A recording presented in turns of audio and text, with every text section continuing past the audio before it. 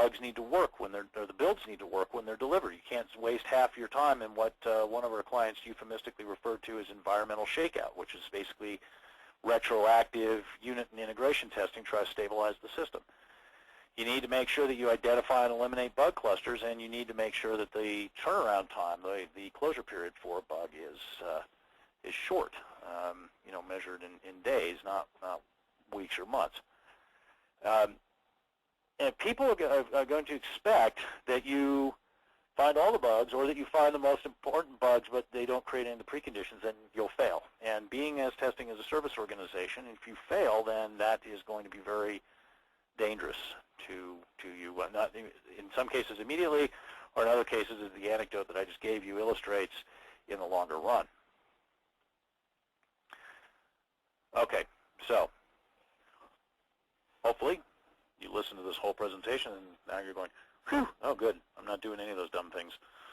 And maybe you listen to this presentation and said, ooh, I'm doing a few of those dumb things. Okay, yeah, now you're in a position to undumb yourself, undumb those things.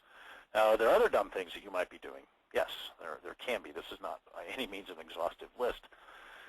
So what can you do? Well, you benchmark yourself internally against the stakeholder expectations, as I said, and also benchmark yourself externally against best practices and develop a plan for improvement. Now, let's look at this a little bit.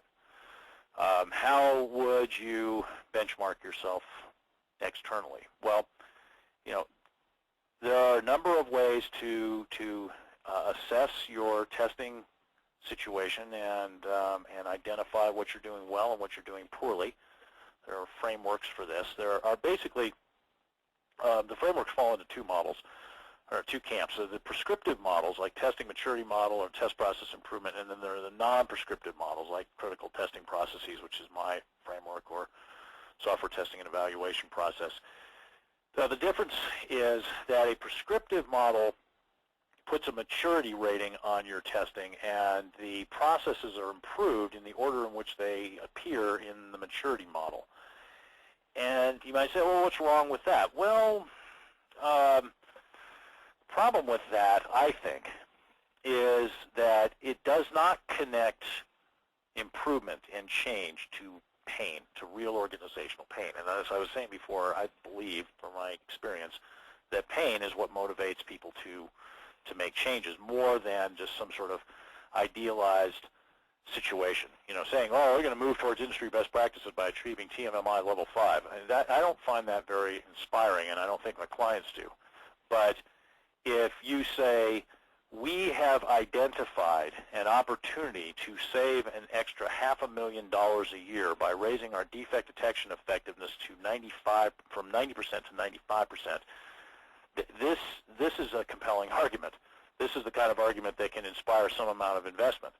So, I think you need to connect to what's actually important and what your stakeholders perceive as pain and where there is inefficiency and ineffectiveness, and use that as a way to motivate people to solve problems. And that's going to happen in the non-prescriptive models, because that's what they're focused on, is identifying pain points and putting solutions in place for them.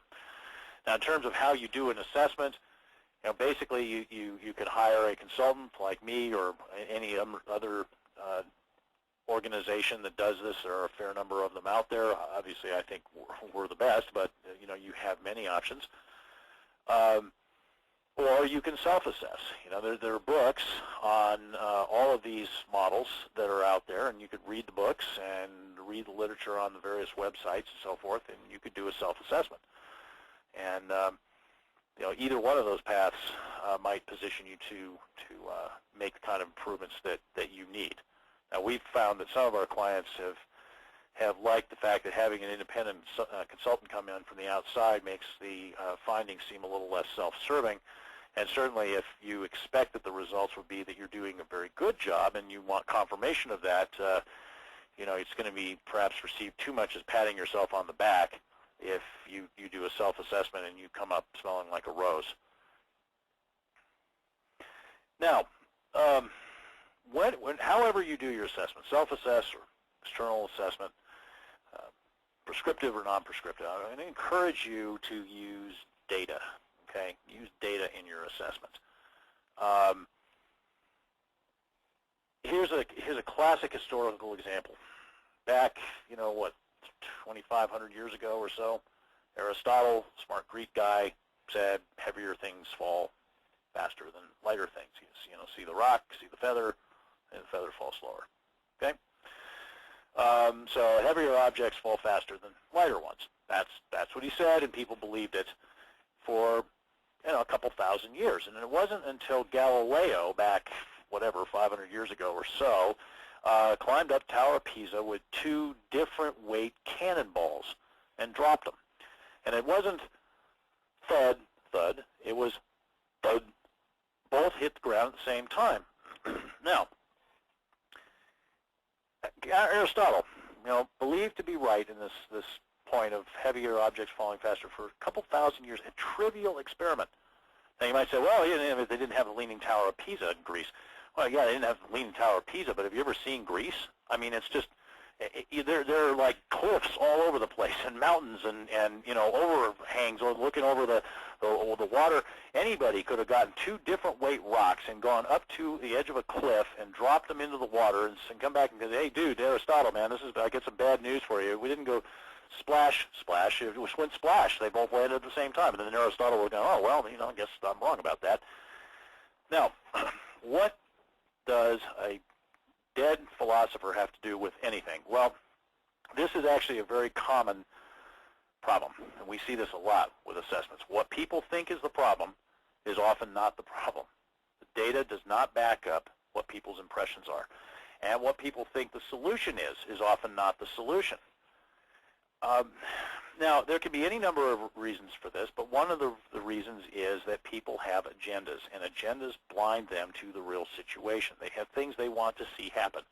They become, having expressed an opinion, married to that opinion and reluctant to see that opinion disproved. And so, if you're going to do an assessment, by all means, before you come out with a series of recommendations, do what we always do in our assessments. Gather and analyze metrics and find the real pain points and the real possible solutions, rather than just listening to people ramble on in an interview about, well, this is wrong and we need to do this about it, because we have very frequently in assessments had situations where people said things that sounded extremely reasonable that were wrong. Okay, so at the end of this whole process, you understand the pain points, you understand potential solutions. What do you do? Well, put a plan in place to implement solutions. Make sure, as I said, measure your improvements. Have your KPIs, your key process indicators that are telling you whether the process is improving and whether you're hitting your targets. Make sure you communicate the improvements and explain the benefits as you improve. Market your test team. Sell your test team.